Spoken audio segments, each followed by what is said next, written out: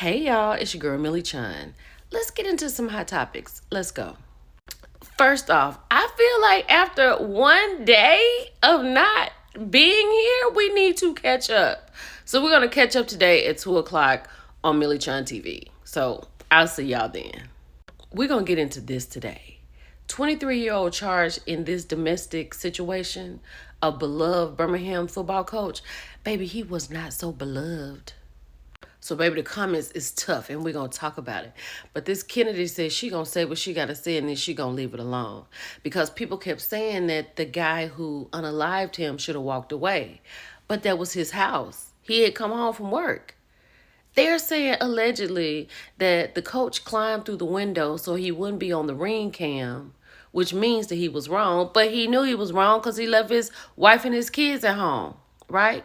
Any 40-year-old know how these 20-year-olds play games.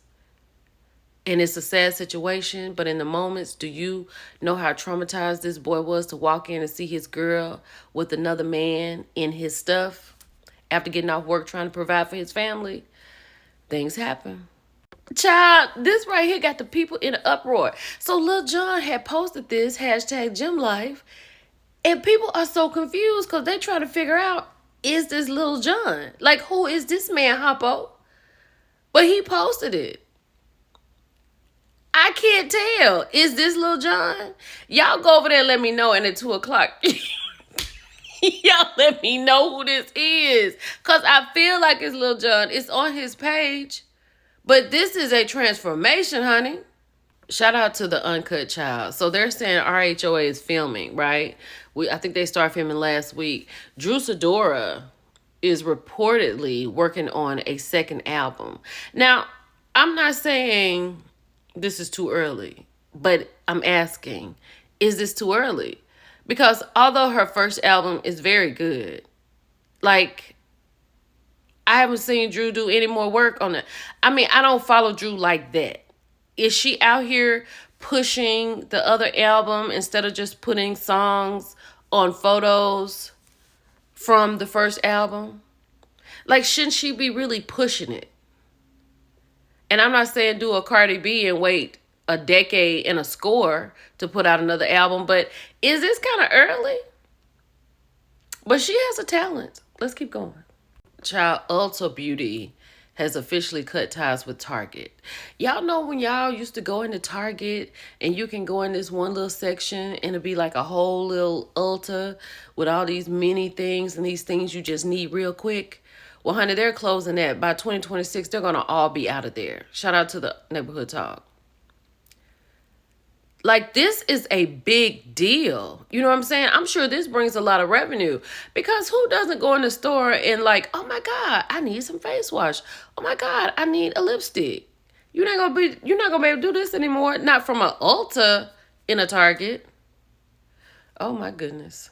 Oh, I saw this last night. This is Maurice Norris. He plays for Detroit, and he suffered a head injury last night in a preseason game against the Falcons. When I saw it, it looks like he was having a seizure, but when I looked it up, it said that he had suffered a serious head injury while attempting to tackle Nathan Carter. The game was ended, like all the players surrounded him. They took him off on a gurney, and they're saying that Norris was later reported to be stable and breathing with movement in his extremities. So that's good, right? That is really good. And then Shador is out from this game coming up with the Eagles because he has an oblique strain. And I need that to get done because the way they did him in the draft and the way they're saying, like, he doesn't have to be here and he got to play extra hard because they don't want him here. I just want him to get well soon. I know. Shout out to the Ravens. Let's keep going. So when I got up this morning, I turned on YouTube on my TV. Shout out to Anonymous T. She's on a trip and I listened to her live today. So have a good time. And then this popped up from last night.